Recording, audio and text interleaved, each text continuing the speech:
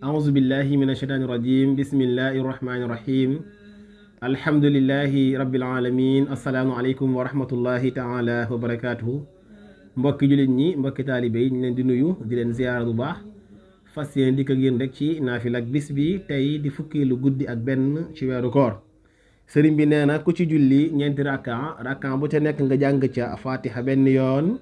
teg ca inna anzalnaahu fii laylatil xadr juróom ñaari yoon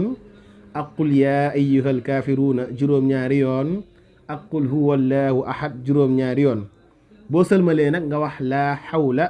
wala quwwata illa billahi al-aliyyi al-azim juróom ñaar fukki yoon soo ca noppee nga teg ca allahumma salli